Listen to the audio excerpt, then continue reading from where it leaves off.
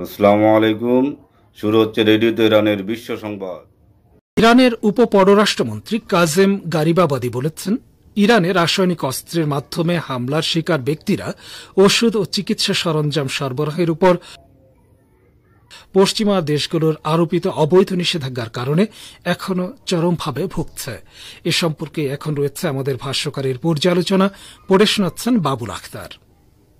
ইসলামী প্রজাতন্ত্র ইরানের পররাষ্ট্র মন্ত্রণালয়ের আইন ও আন্তর্জাতিক বিষয়ক উপপররাষ্ট্রমন্ত্রী বলেছেন, ইরানে রাসায়নিক অস্ত্রের দ্বারা হামলার শিকার ব্যক্তিরা এখনও ওষুধ ও চিকিৎসা সরঞ্জাম সরবরাহের উপর পশ্চিমা দেশগুলোর আরোপিত অবৈধ নিষেধাজ্ঞার কারণে চরমভাবে ভুগছে।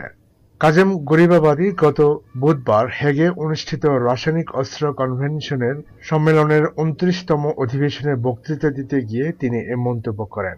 সম্মেলনে তিনি বলেন যে ইরানে রাসায়নিক অস্ত্রের দ্বারা হামলার শিকার ভুক্তভোগীরা এখনও ওষুধ এবং চিকিৎসা সরঞ্জাম সরবরাহের ক্ষেত্রে পশ্চিমা দেশগুলোর অবৈধ নিষেধাজ্ঞার কারণে চরম দুর্ভোগে পড়েছেন। তাই ক্ষতিগ্রস্ত এসব ব্যক্তিদের সমর্থন করার জন্য রাসায়নিক অস্ত্রের ব্যবহার নিষিদ্ধ করতে তিনি এই সংস্থার প্রতি আহ্বান জানিয়েছেন। বৈঠকে গরিবাবাদী বলেন, কিছু দেশ, বিশেষ করে জার্মানি এবং মার্কিন যুক্তরাষ্ট্র, ইরাকের বাথ সরকারকে রাসায়নিকের প্রধান সরবরাহকারী হিসাবে ইরানের জনগণের বিরুদ্ধে রাসায়নিক অস্ত্র ব্যবহারের অপরাধের সাথে জড়িত এবং তাদের বেআইনি কাজের জন্য আন্তর্জাতিক পর্যায়ে তাদেরকে জবাবদিহিতার আওতায় আনা উচিত। একই সঙ্গে ইরানের রাসায়নিক ক্ষতিগ্রস্তদের ক্ষতিপূরণ দেওয়ার আহ্বান জানান তিনি। পশ্চিমা মদতে ইসলামী ইরানের উপর ইরাকের সাদ্দাম সরকারের চাপিয়ে দেওয়া ৮ বছরের যুদ্ধে মার্কিন ও পশ্চিমা সরকারগুলোর সহায়তা নিয়ে সাদ্দাম বাহিনী ইরানের বিভিন্ন অঞ্চলে রাসায়নিক অস্ত্র ও বোমা ব্যবহার করেছে। এ জাতীয় অস্ত্র ব্যবহার নিষিদ্ধ হওয়া সত্ত্বেও বাথিস্টরা ১৯৮০ সালের ১৯ অক্টোবর থেকে ২৫ আগস্ট ১৯৮৮ সালে সীমিত পরীক্ষামূলক এবং ব্যাপক পরিসরের রাসায়নিক হামলা চালায়। এসব হামলায় ১০,০০০-এর বেশি ইরানি শহীদ, প্রায় ১ লাখ ব্যক্তি আহত ও অবিরাম চিকিৎসার মুখাপেক্ষী হন এবং ২.৫ লাখ ইরানি ও গুরুতর পর্যায়ে আহত হন।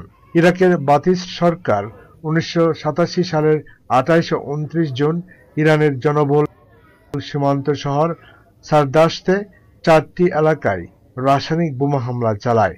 এতে ১১০ জন বেসামরিক ইরানি শহীদ ও ৮,০০০ ব্যক্তি বিষাক্ত গ্যাসের সংস্পর্শে বিষক্রিয়ায় আক্রান্ত হন। সারদাশত শহরে যে রাসায়নিক হামলা চালানো হয়েছে, দ্বিতীয় মহাযুদ্ধের পর এমন তীব্র মাত্রার রাসায়নিক হামলার ঘটনা আর কখনো ঘটেনি।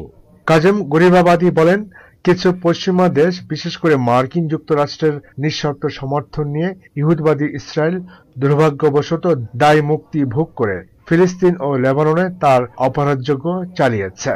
গরিবাবাদী বলেন, ইহুদিবাদী ইসরায়েলের বিরুদ্ধে কার্যকর নিষেধাজ্ঞা আরোপের জন্য জাতিসংঘের নিরাপত্তা পরিষদকে অবশ্যই জাতিসংঘ সনদের ৭ নম্বর অধ্যায়ের অধীনে পদক্ষেপ নিতে হবে এবং বিশ্বের সকল দেশকে তেল আবিবের সঙ্গে অর্থনৈতিক, সামরিক বা অস্ত্র সহযোগিতা থেকে বিরত থাকতে হবে।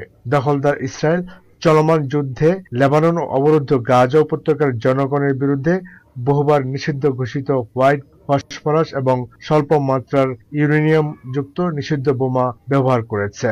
ইরানের এই সিনিয়র কূটনীতিক বলেন, আমরা ফিলিস্তিন ও লেবাননের নিরীহ জনগণের বিরুদ্ধে ইহুদিবাদী শাসক গোষ্ঠীর রাসায়নিক অস্ত্র, হোয়াইট ফসফরাস এবং স্বল্প মাত্রার ইউরেনিয়াম সহ অন্যান্য বিপজ্জনক উপাদান ব্যবহারের তীব্র নিন্দা জানায়। গত মাসে লেবাননের রাষ্ট্রীয় সংবাদ সংস্থা জানিয়েছিল, ইহুদিবাদী সেনারা লেবাননের কাফার সুবা এলাকার উপকণ্ঠে ফসফরাস শেল ব্যবহার করে ব্যাপকভাবে গোলাবর্ষণ করেছে। এছাড়া ২৭ সেপ্টেম্বর দখলদার ইসরায়েলি বাহিনী বাংকার ব্লাস্টার বোমা ব্যবহার করে বৈরুতের দক্ষিণ শহরতলিতে ৮০ টন অস্ত্র নিক্ষেপ করেছিল, যাতে স্বল্প মাত্রার ইউরেনিয়াম ব্যবহৃত হয়। ওই দিনের বোমা হামলায় হিজবুল্লাহর সাবেক মহাসচিব সৈয়দ হাসান নাসরুল্লাহ শাহাদাত বরণ করেন। শিরোনাম আরেকবার জানিয়ে দিচ্ছে। সাবেক প্রধানমন্ত্রী ইমরান খানের দল পাকিস্তান তেহরিকে ইনসাফ বা পিটিআইকে নিষিদ্ধ করার জন্য পাঞ্জাবের বিধানসভা সচিবালয়ে একটি প্রস্তাব পেশ করা হয়েছে। পাকিস্তান মুসলিম লীগ নওয়াজ বা PMLN নেতা ও প্রাদেশিক বিধানসভার সদস্য রানা মোহাম্মদ ফায়াজ এ প্রস্তাব পেশ করেছেন। গতকাল বেলুচিস্তান বিধানসভাতেও একই ধরনের একটি প্রস্তাব দিয়েছে দলটি। পাঞ্জাবের বিধানসভা সচিবালয়ে পেশ করা প্রস্তাবে পিটিআইকে ঐক্য নষ্টকারী গোষ্ঠী উল্লেখ করে দলটির বিরুদ্ধে কঠোর পদক্ষেপ নিতে বলা হয়েছে। এবার প্রধান প্রধান অংশ বিশ্ব সংবাদের। ফিলিস্তিনের হামাস নেতা সামি আবু জুহরি বলেছেন, লেবাননের যুদ্ধবিরতি গাজায় শান্তি প্রতিষ্ঠার পথ দেখাতে পারে। সিরিয়ায় বিদেশি মদতপুষ্ট তাকফিরি সন্ত্রাসী গোষ্ঠীগুলোর বিরুদ্ধে বড় আকারের সামরিক অভিযান শুরু করেছে দেশটির সেনাবাহিনী।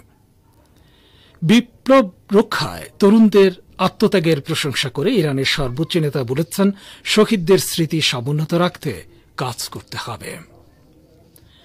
বাংলাদেশে সংখ্যালঘুদের বিষয়ে ভারতের পুনরুদ্বেগ। আইন উপদেষ্টা বললেন, ভারতের উদ্বেগ অযাচিত। ভারতের মুসলমানরাই মারাত্মক নির্মমতার শিকার।